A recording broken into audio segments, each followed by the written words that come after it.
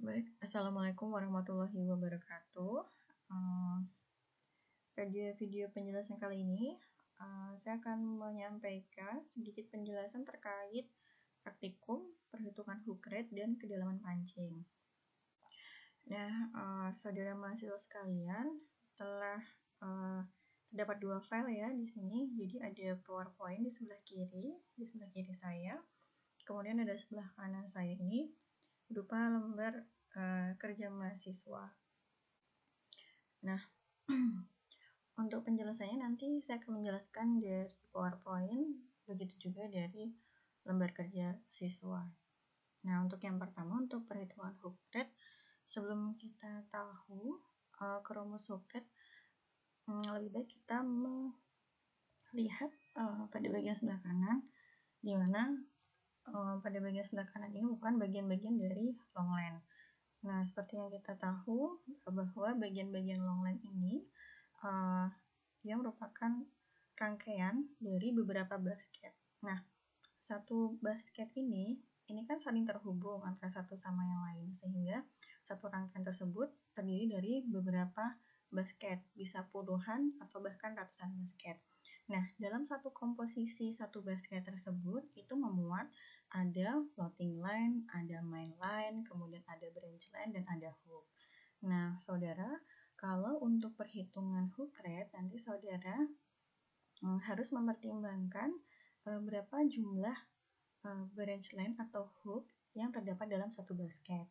Seperti yang kita tahu di contoh pada lembar kerja siswa ini, dalam satu rangkaian basket, ini ada 1, 2, 3, 4, 5.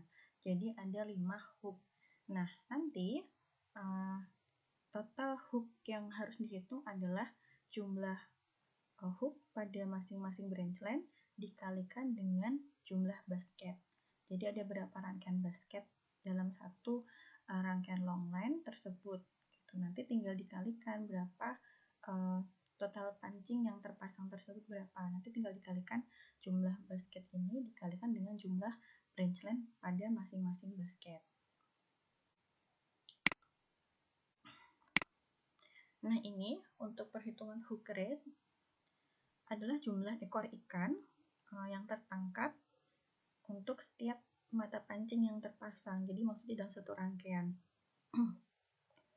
Nah, penentuan kali 100 ini maksudnya adalah 100% dalam satuan. Ini sudah ditentukan merupakan suatu konstanta. Jadi nanti saudara tidak usah bingung dikalikan berapa, cukup kalikan 100. Nah, perlu diketahui jumlah hook rate tersebut kita cukup menghitung jumlah ikan yang tertangkap. Nah, apakah nanti yang tertangkap itu tuna saja atau keseluruhan ikan nanti tergantung soal. Jadi saudara nanti diharapkan lebih jeli menghitung jumlah ekor ikannya. Jadi nanti apakah ekor ikan tuna saja ataukah spesies tertentu atau spesies pada daerah tertentu atau spesies pada trip tertentu. Jadi nanti bisa dipertimbangkan. Nah, itu dihitung saja dari pertanyaan tersebut berapa jumlah ikan yang dimaksud dari pertanyaan.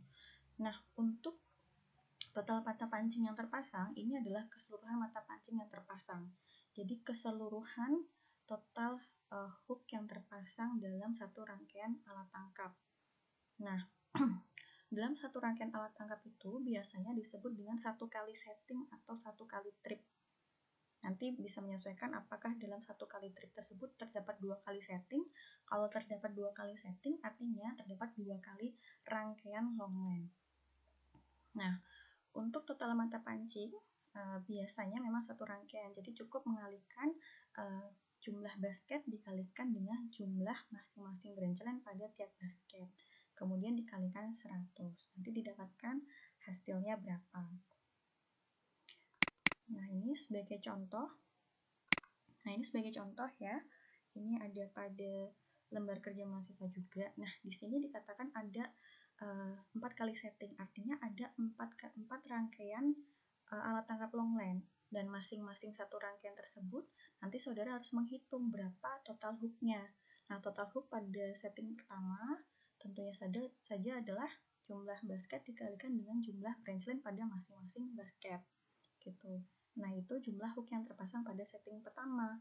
Nah, nanti kalau ditanyakan jumlah keseluruhan hook rate pada 4 kali setting ini, artinya jumlah hook rate pada setting pertama ditambah jumlah hook rate setting kedua ditambah jumlah hook rate ketiga dan keempat. Itu kalau keseluruhan. Gitu. Nanti tergantung pertanyaan. Ketika pertanyaannya ditanyakan hanya jenis ikan A saja, maka nanti ikan A saja yang dijumlahkan. Nah, ikan A itu terdapat pada setting pertama, kedua, ketiga, keempat. Nah, artinya ada pada 4 kali setting. Jadi, jumlah hooknya itu jumlah setting keseluruhan. Kemudian, kalau ditanyakan jumlah ikan atau hook rate pada perairan utara Papua saja. Nah, di sini utara Papua terdapat 1, 2, hanya 2 kali setting. Artinya, jumlah ikan yang terdapat di utara Papua saja dijumlahkan. Kemudian untuk hook adalah total setting di utara Papua saja, ditambahkan total setting di utara Papua yang kedua. Gitu. Seperti itu. Ini contohnya, ini contoh soal, yaitu ditanyakan dalam satu rangkaian tersebut terdapat 300 basket dan masing-masing basket itu memiliki 5 branch line atau 5 hook. Nah, yang ditanyakan itu total hook rate pada setting pertama dan ketiga. Jenis ikannya tidak disebutkan, berarti seluruh ikan maka kita jumlahkan saja. Nah, seluruh total ikan, bukan kilogram ya, total ikan saja kita jumlahkan berapa, 51. Kemudian untuk hooknya, karena 2 kali setting, maka hooknya juga 2 kali jumlahnya, yaitu 5 kali 300 basket pada setting pertama ditambah 5 kali 300 basket pada setting kedua, terdapat 300 hook. Maka hook rate fishing ground utara Papua itu jumlah ikannya seluruhnya 51 dibagi 3000 hook. Nah, seperti itu. Ini soalnya mudah dan saudara cukup memperhatikan di mana letak pertanyaannya gitu. Apakah di settingnya, jumlah ekor ikannya, atau jumlah jenisnya, atau daerah perairannya begitu. Ini cukup mudah. Nah, yang kedua, untuk perhitungan kedalaman longline. Nah, ini untuk perhitungan kedalaman longline, pertama kita harus mengetahui kalau kita menghitung kedalaman longline, artinya kan kita menghitung berapa dalam hook tersebut sampai di perairan, kedalaman berapa dari permukaan perairan gitu. Nah, secara fisik, jadi terlihat kalau misalnya kedalaman hook ini cukup dijumlahkan saja dari panjang floating line ditambah dengan branch line. Nah, namun tidak cukup hanya penambahan panjang tali floating line dan branch line saja. Nah, itu nanti dipengaruhi oleh koefisien kelengkungan karena alat tangkap yang terpasang di perairan tersebut memiliki koefisien kelengkungan karena dia tidak tegak, terus kemudian dipengaruhi juga oleh faktor arus. Nah, yang pertama adalah bagian-bagiannya.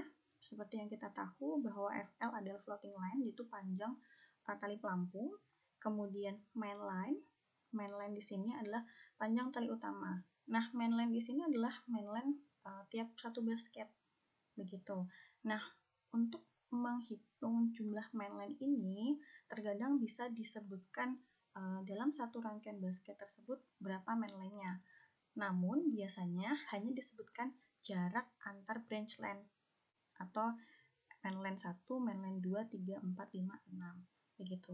Nah, untuk jarak antar mainline ini, kalau menentukan total mainline, tinggal kita jumlahkan saja jarak antar mainline atau branch line 1, 2, 3 itu berapa. Rata-rata jarak antar branch line yang di mainline ini sama.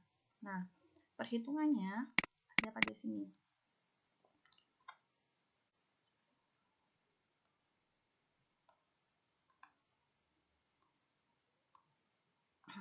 Nah, perhitungannya mainline itu kalau sudah dihitung semuanya itu disingkat dengan BK.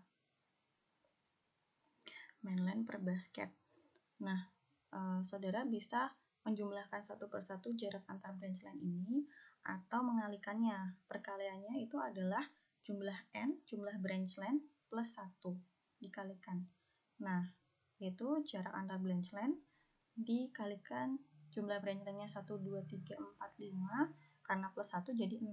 Maka panjang total mainland tersebut itu adalah jarak antar branch line dikalikan N, jumlah mata pancingnya 5, plus 1, maka dikalikan 6 jadinya.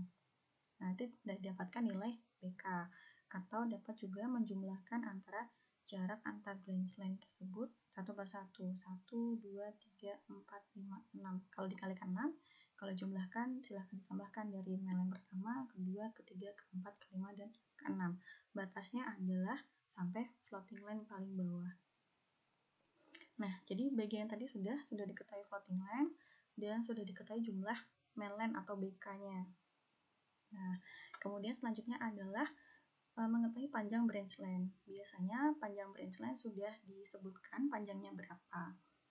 Nah, selain itu masing-masing branch line ini memiliki urutan. Nah, dalam satu rangkaian basket yang ada pada gambar ini terdiri dari 5 branch line. Nah, maka urutannya untuk kedalaman hook branch line pertama dan kelima ini memiliki kedalaman yang sama. Jadi nanti saudara ketika ditanyakan kedalaman D1 atau D5 itu sama, kalian boleh menggunakan D5 atau D1 karena kedalamannya sama. Gitu. Jadi nanti kemungkinan yang ditanyakan itu yang kedalaman berbeda, misalnya D1, D3 atau D2. Sementara jika hook atau branch line kedua ini kedalamannya sama dengan kedalaman hook keempat. Nah, sama. Sementara hook ketiga ini paling bawah. Nah, ini paling dalam atau lebih dalam dibandingkan hook atau branch line yang lainnya. Sehingga biasanya pada hook yang paling tengah nanti, apakah dia 3 rangkaian atau 5 rangkaian atau 7 rangkaian, yang paling tengah itu yang paling dalam kedalamannya. Begitu.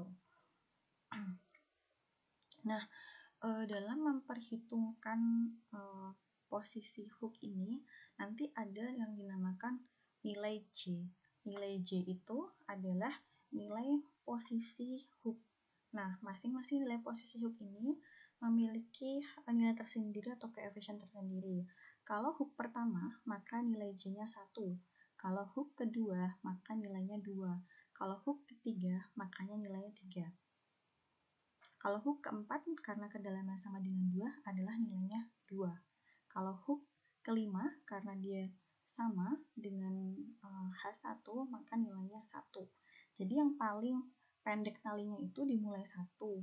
Yang paling dalam talinya itu nanti menyesuaikan apakah kedua atau ketiga, keempat atau kelima. Jadi nanti saudara bisa mengilustrasikan kira-kira kalau misalnya 7 hook itu berapa hook paling dalam. Berarti kan hook paling dalam kemungkinan adalah 5 gitu. 5 atau 4. Nah, selanjutnya kalau misalnya hooknya hanya 3, maka hanya 1 dan 2. Jadi nilai J-nya hanya 1 dan 2. Paling dalam hanya 2. Oke, berarti sudah diketahui panjang floating line, main line, branch line, posisi hook. Nah, selanjutnya kita masuk ke rumus. Nah, untuk menghitung kedalaman pancing, ini disimbolkan dengan nilai D. Ketika yang ditanyakan nilai D1, maka ini adalah nilai hook pertama saja. Nanti nilainya sama dengan hook kelima. Jadi nilai hook atau D kelima tidak usah dihitung lagi, karena nilainya sama dengan D1. Begitu juga dengan D4, itu sama dengan D2. Kalau D3, dia sendiri ya, tidak ada yang sama. Nah, ketika ditanyakan nilai D, nanti apakah nilai D1, D2, atau D3, nanti tinggal menyesuaikan panjangnya masing-masing dan posisi J-nya berapa. Nah, sebagai contoh, untuk kedalaman mata pancing disimbolkan dengan D adalah floating line atau panjang tali pelampung ditambahkan dengan branch line, panjang tali cabang, ditambahkan dengan setengah BK atau setengah dari panjang mainline. Setengah panjang mainline tadi sudah diketahui bahwa jarak antar branch line tadi atau ML1 dan 34 itu dijumlahkan atau dikalikan N, di mana N adalah jumlah branch line plus 1. Nah, kemudian dikalikan dengan akar 1 plus kotangan kuadrat alfa. Nah, ini merupakan koefisien sudut kelengkungan. Nanti nilai ini akan kita cari di tabel atau dilakukan nilai interpolasi.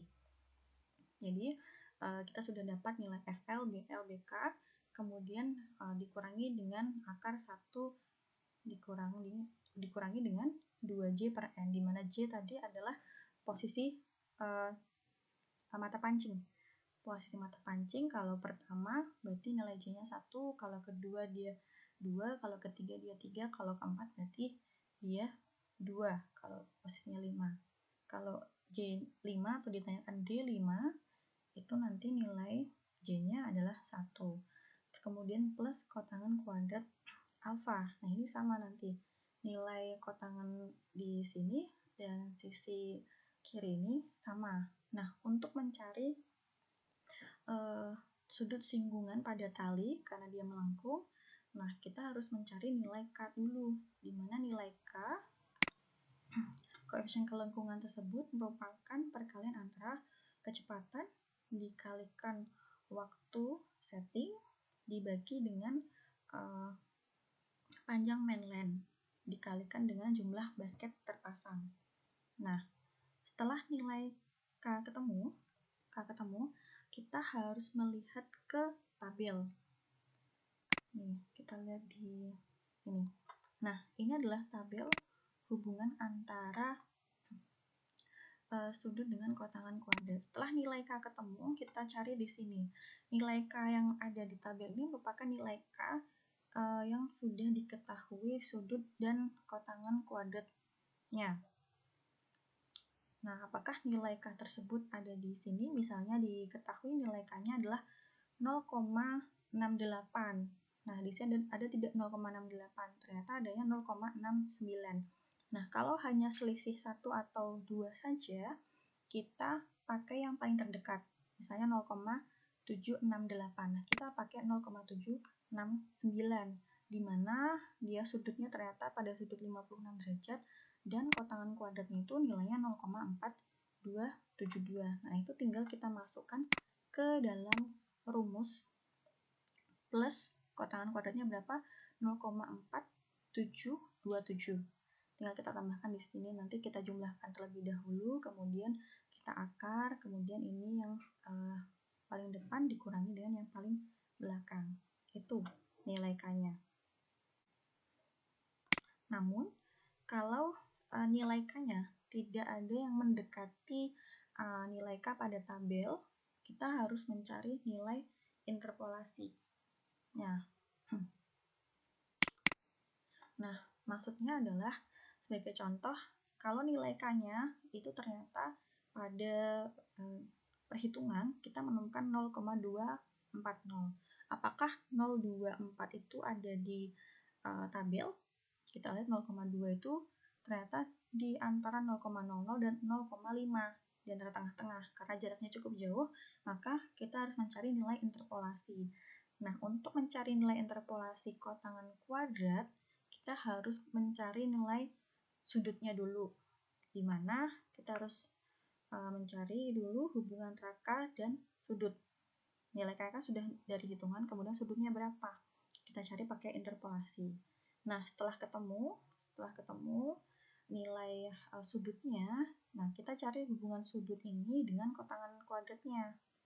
Nah, ini contohnya ternyata dari perhitungan sudutnya itu diketahui sudutnya 82 derajat. Maka nilai kotangannya berapa? Nah, kita pakai interpolasi juga. Nah, nanti saudara bisa lihat antara pengurangan K yang ditanyakan dengan K yang diketahui, berapa sudut yang ditanyakan kurangi sudut yang diketahui, dibagi dengan sudut yang ditanyakan dikurangi dengan sudut yang paling bawah.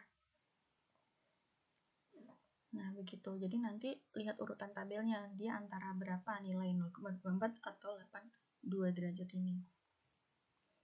Nah, setelah diketahui dari interpolasi, maka didapatkan nilai kotangan kuadratnya. Nah, nanti tinggal ditambahkan saja. Ini contoh, tapi ini contohnya kurang tepat sebenarnya angkanya. Jadi dari contoh ini untuk nilai 82 derajat itu didapatkan nilai kotangan kuadratnya, jadi langsung nih kotangan kuadratnya 0,5915. Nah, ini tinggal kita masukkan saja ke dalam kotangan kuadrat. Nah, nilai J-nya ini ternyata yang ditanyakan itu D1. Kan di sini D-nya D1, berarti J-nya adalah J1. Kalau J1 berarti 2 dikalikan 1 dibagi N, di mana N adalah jumlah berancian plus 1, kemudian dikuadratkan. Nah, seperti itu. Nah, setelah diketahui penjumlahan dari nilai D tersebut, kedalaman mata pancing ini belum selesai. Berapa kedalamannya? Nah, itu harus dilakukan pengurangan dari faktor arus. Di mana dalam kondisi melengkung sempurna tersebut, suatu mata pancing tersebut dipengaruhi oleh adanya arus sehingga kedalamannya tidak pasti. Nah, perlu dilakukan sebuah koreksi terhadap faktor arus, di mana faktor arus tersebut itu dikurangi dengan nilai 30-50 meter. Nah, nanti saudara bisa memakai nilai 30, 40, atau 50, tapi saran saya saudara silahkan menggunakan nilai 40 karena nilai tengah antara 30 dan 50. Sehingga nanti setelah didapatkan nilai D1, maka kedalaman mata pancing hook nomor 1 sebenarnya adalah D1 dikurangi faktor koreksi arus. Nah, di sini nilainya 144 dikurangi faktor koreksi arusnya, kita pilih 40 meter. Nah, didapatkan nilainya adalah 104,6, kurang lebih seperti ini. Begitu. Nah, ini adalah contoh soal. Silakan saudara latihan terlebih dahulu di lembar folio atau lembar kertas, belajar dulu, kemudian nanti silahkan kerjakan soal. Ini ada soal. Nah, ini ada soal. Soalnya tahun ini berbeda dengan tahun yang lalu, jadi silahkan saudara latihan sendiri. Nah, untuk pengumpulannya, saya hanya menerima soal yang ditulis tangan pengerjaannya, prosesnya. Saya tidak menerima soal yang diketik. Begitu. Jadi silahkan siapkan lembar jawaban, kemudian tulis nama, NIM kelasnya. Dan pengumpulannya, karena kemarin saya sempat terhalang ya memberikan materi ini karena saya ada pekerti dari pagi sampai mau buka puasa, bahkan penugasan sampai sahur. Jadi memang terhalang, saya mohon maaf. Kemudian untuk penugasannya saya undur pengumpulannya sampai hari Minggu. Jadi ini hari Senin, nanti terakhir pengumpulannya hari Minggu. Jadi silahkan rekan-rekan sekalian, sebelum Senin kita kuliah lagi minggu depannya, jadi mungkin bisa dipersiapkan pengerjaannya sebelum lebaran gitu, daripada lebaran ngerjain soal kan. Berikut penjelasan dari saya, semoga ini nanti bisa diulas kembali oleh teman-teman sekalian. Sekian, wabillahi taufiq wal hidayah. Wassalamualaikum warahmatullahi wabarakatuh.